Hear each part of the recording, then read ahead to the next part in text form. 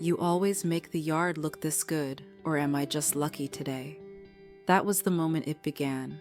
The first time Julian, my new neighbor, turned a simple compliment into something that sent a ripple through me. My name is Lila. I'm 50, a Pilates instructor with a figure I've worked hard to maintain. Tight curves, toned legs, and a confidence that comes from years of teaching others how to move with precision and grace. But beneath it all, there's a loneliness I can't ignore, an ache for attention I haven't felt from my husband, Evan, in far too long. Evan, my husband of 30 years, is a good man, but he's distant now, always preoccupied with work. We've fallen into a rhythm that's more like cohabitation than marriage, the intimacy between us a faint memory. Sometimes I wonder if there's someone else, but I don't have the courage to ask. Then Julian moved in. He wasn't like anyone I'd met before, 25, impossibly fit, with the kind of confidence that turned heads wherever he went. His presence seemed effortless, as though the universe itself bent slightly to make space for him. And yet, for all his charisma, he had a way of making you feel like you were the only person in the room. I didn't notice him at first. The afternoon sun was warm on my skin, and I'd been practicing Pilates in the garden. But then there was a sensation, a prickling awareness at the back of my neck. I straightened slowly, glancing toward Julian's house, and that's when I saw him.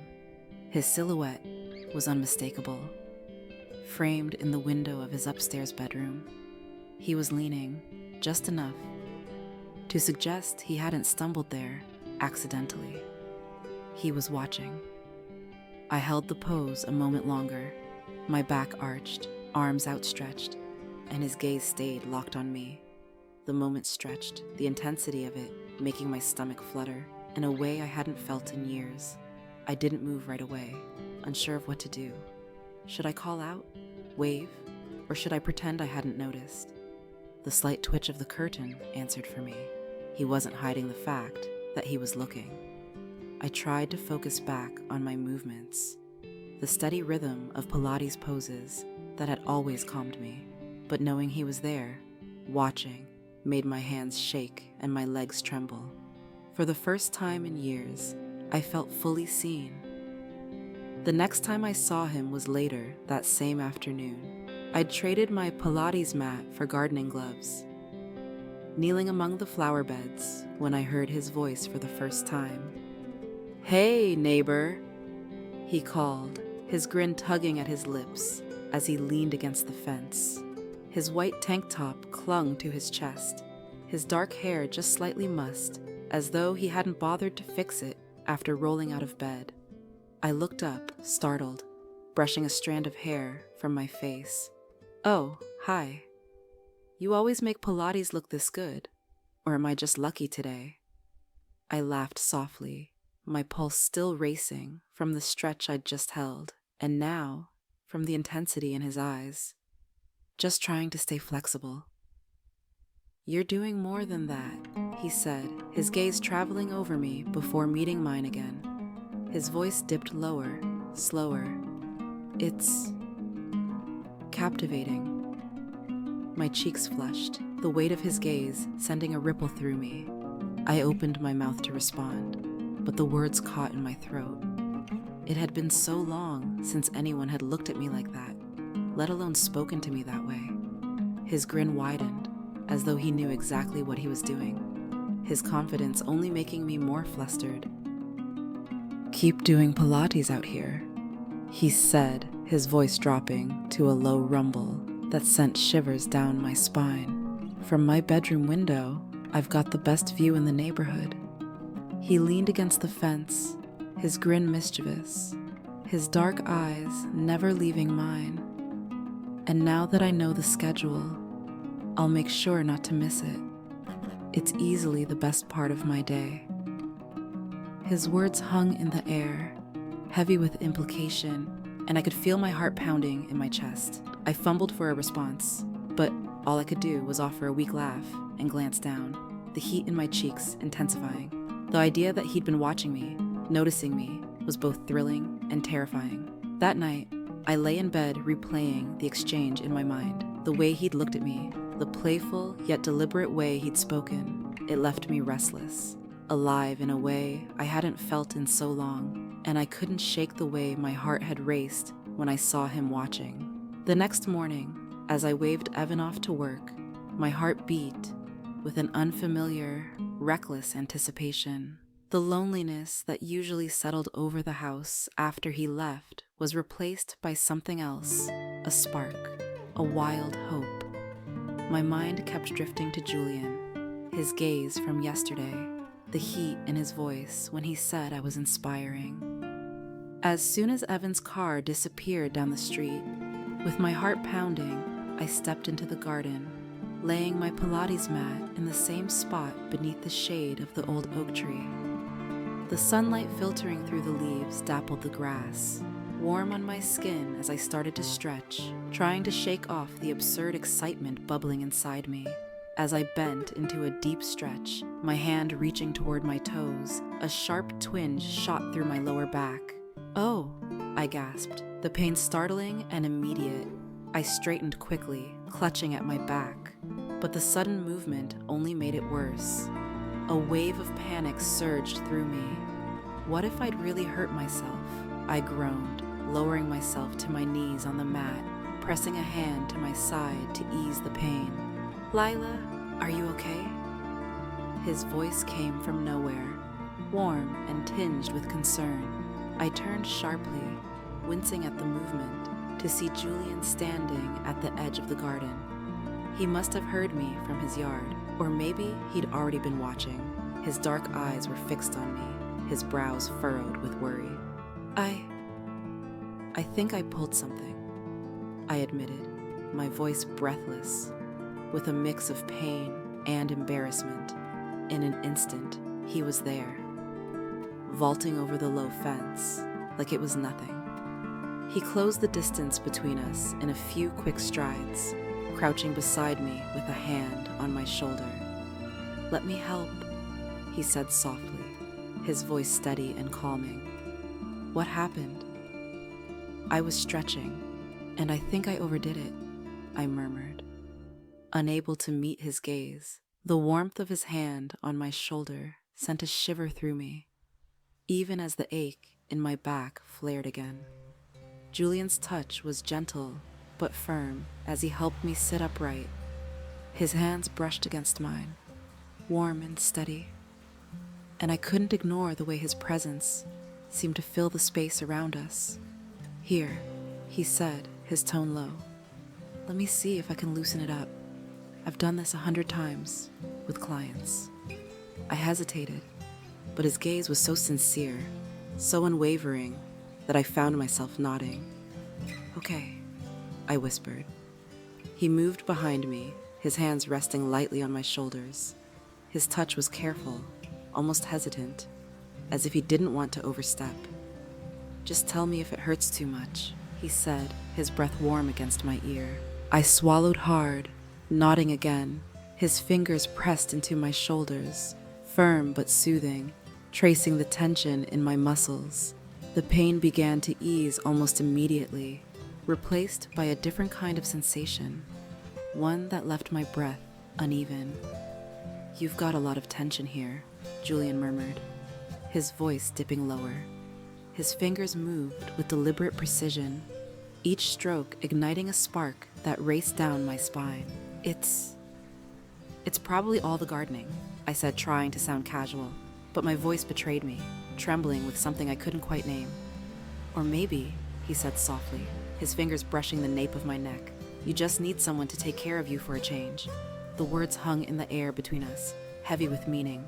My pulse thundered in my ears, and I felt my breath hitch as his hands moved lower, tracing the line of my back. "Julian?" I started, but I didn't know what I was going to say.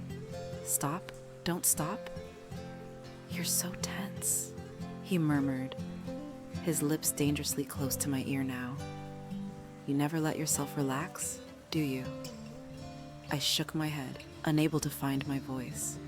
His hands were magic, kneading away the pain, but they were doing something else too, something I didn't want to admit, but couldn't ignore. For a moment, everything else fell away. The garden, the house, the life I shared with Evan. It all disappeared, leaving only the heat of Julian's touch and the low timbre of his voice. "You deserve to feel good, Lila," he said, his fingers brushing just below my shoulder blades, where his hands lingered, warm and steady. I turned slightly, glancing back at him, and our eyes met. The intensity in his gaze was like a jolt, stealing my breath. There was no mistaking the look in his eyes. Desire, raw and unguarded. I think it's feeling better now," I managed, my voice trembling. Julian's hand stilled, his gaze never leaving mine. Slowly, he leaned closer, his lips parting slightly, like he was going to say something. But then he stopped. "Good," he said finally, his voice a whisper. He stood, offering me his hand. "Take it easy for a while, okay?" I nodded, placing my hand in his. The warmth of his palm against mine sent a shiver through me, and I let him pull me to my feet. "Call me if you need anything," he said, his voice soft but steady. I nodded again, unable to speak, as he turned and walked back toward his yard. I watched him go, my heart pounding, my skin still tingling from his touch. As I stood there in the quiet garden, I realized that something had changed, something I couldn't ignore, no matter how hard I tried. The next time I saw Julian, it wasn't in our yards or over the fence. I had been out for a walk, or at least that's what I told myself. The truth was, I'd seen him leave earlier that morning in his gym gear, a duffel bag slung over his shoulder. My curiosity, or maybe something deeper, got the better of me, and before I knew it, I was walking toward the park trail I knew he favored. The morning was crisp, the air alive with the hum of joggers and dog walkers. I told myself it wasn't intentional, that this was just my normal route. But when I spotted him near the trail's edge, stretching against a bench, my pulse quickened. His sleeveless shirt clung to him, sweat glistening on his sculpted arms, his chest rising and falling in a steady rhythm. He looked like a walking daydream. "Lila?" His voice broke through my thoughts, and I realized I'd been standing there, staring. His grin was slow, teasing. "Didn't think I'd see you here." I plastered on a casual smile, though my heart was racing. "Just out for some fresh air. Didn't expect to run into you either." "Looks like we're both full of surprises," he said, jerking his chin toward the trail. "Want to join me?" I hesitated, but his eyes locked onto mine, the corner of his mouth quirking up like he knew I wouldn't say no. And I didn't. We walked in silence, the clearing bathed in golden light. My eyes swept the space around us, empty, secluded, as though the world had conspired to leave just the two of us here. My heart raced as I imagined his hands on me, his lips brushing mine, the rough bark of a tree pressing against my back as he held me there, claiming me. As I stole a glance at him, my thoughts still ablaze with forbidden fantasies, his eyes caught mine. His steps slowed, and for a moment, it felt like he could see straight into my mind, as though he'd read every unspoken desire written there. His lips curved into a slow, knowing smile, and I felt a rush of heat flood through me, leaving me breathless. "You okay, Lila?" he asked, his voice laced with something that sent a shiver down my spine. I swallowed hard, forcing a smile despite the wildfire raging inside me. "Yeah," I said softly, my voice not quite steady. "I just got lost in the moment, I guess." His eyes lingered on mine, the silence stretching between us, heavy with unspoken words. Then, he stepped closer, his hand brushing lightly against my arm, the contact brief but electric. "Moments like these are worth getting lost in," he murmured, his tone low and deliberate. My breath hitched, but before I could respond, he straightened, his grin turning playful. "I should let you go, before I get us both into trouble." I nodded, my cheeks burning, as he turned to leave. the promise of something more left hanging in the air, like a spark waiting to ignite. My heart pounded as I watched him walk away, knowing this wasn't the end, just the beginning of a desire that neither of us could resist for long. It was late, the house cloaked in silence. Evan had come home from work exhausted, barely finishing his dinner before retreating to bed. I had stayed up, restless, the flickering light of the television doing little to distract me. My thoughts kept circling back to Julian, to the way he looked at me, the way his touch lingered like a secret. A soft knock at the back door made my breath hitch. I turned, my heart racing as I crept to the window. There he was, standing in the moonlight, his hands tucked into his pockets, his head tilted up slightly, as if he knew I'd been thinking of him. I opened the door, my voice barely a whisper. "Julian, what are you doing here?" "Couldn't sleep," he said, stepping inside with that easy confidence. "Thought you might be awake." I hesitated, the weight of what we were doing pressing down on me, but the moment his eyes met mine, all reason fell away. "Evan's upstairs," I said softly, my voice shaking slightly. "I know," Julian replied, his voice low and steady. "I'll be quiet." He reached out, brushing a strand of hair from my face, his fingers warm against my skin. The quiet intimacy of the moment sent a shiver through me. "You're playing with fire," I murmured, though my voice betrayed me, thick with longing. "Maybe," he said, his lips curving into a small smile, "but I'm careful." Before I could respond, he leaned in, his breath warm against my ear. "You look beautiful tonight, Lila," he murmured, his voice a soft caress. I felt my knees weaken as his hand slid to the small of my back, pulling me closer. The scent of him, clean, fresh, and undeniably masculine, filled my senses, and I couldn't stop myself from leaning into him. "Julian," I started, but he silenced me with a finger pressed gently to my lips. "Shh," he whispered, "let me take care of you." His hands moved to my shoulders, his thumbs brushing along the curve of my collarbone. "You've been holding so much tension," he said, his voice low and soothing. "Let me help." I didn't resist as he guided me to sit on the couch, his hands massaging my shoulders, his touch firm but gentle. Every stroke sent a wave of heat through me, his fingers finding knots I hadn't even realized were there. I let my head fall forward, a soft sigh escaping my lips as he worked. "You deserve this, Lila," Julian said, his breath warm against the back of my neck. "You deserve so much more." His words wrapped around me like a cocoon, his touch chasing away the loneliness I'd carried for so long. I turned to look at him, and our eyes met, the space between us crackling with unspoken desire.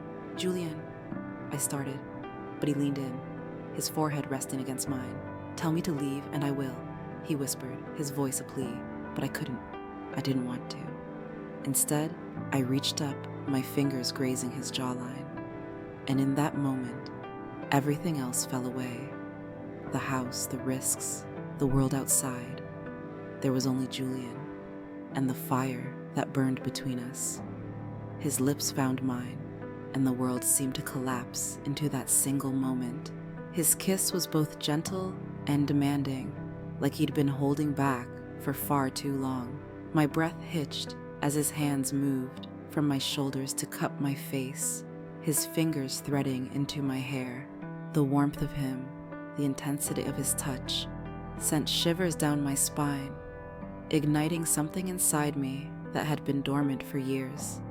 I pressed closer, my hands clutching at the fabric of his shirt, feeling the solid strength of his chest beneath my fingertips.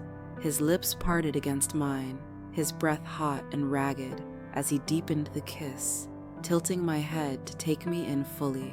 The taste of him, the faint trace of mint and something entirely Julian, was intoxicating. Without breaking the kiss, his hand slid down my sides, tracing the curve of my waist, and then he turned me gently, his chest pressing against my back. The shift made my knees go weak, and I braced myself against the arm of the couch, gasping as his lips trailed along the curve of my neck. "Lila," he murmured against my skin, his voice low and rough. The sound of my name, spoken like a reverent confession, sent a tremor through me. I felt his hands on my hips, steadying me, pulling me back against him. The heat of his body enveloped me, and then I felt it, firm, unyielding, pressed against me in a way that left no room for doubt. My breath caught, a quiet gasp escaping my lips as I leaned into him, the warmth radiating from him, making me dizzy. His lips found my ear, his breath hot and heavy as he whispered, "Do you feel what you do to me?" I couldn't speak, couldn't move, except to press myself further into him, my body reacting instinctively, aching for more. His hands gripped my waist tighter, guiding me against him as his lips trailed lower, brushing along the delicate line of my shoulder. "You're incredible," he whispered, his voice thick with need. "Every inch of you, Lila." I closed my eyes, letting his words wash over me. The sensation of his hands, his lips, the way he moved against me, erasing every doubt, every hesitation. My heart pounded in my chest, my breathing uneven as I arched into him, giving myself over completely to the moment. Julian's hands slid upward, his touch firm but reverent, exploring every curve, every hollow. His lips found mine again, capturing me in another kiss that left me breathless, my fingers tangling in his hair as I pulled him closer. I could feel his heartbeat, fast and erratic, matching my own, and it was as if the world had narrowed to just us, just this. His grip on me tightened, and he turned me back to face him, his hands cradling my face as his eyes searched mine. "Say the word, Lila," he whispered, his voice a raw, desperate plea. "Tell me you want this."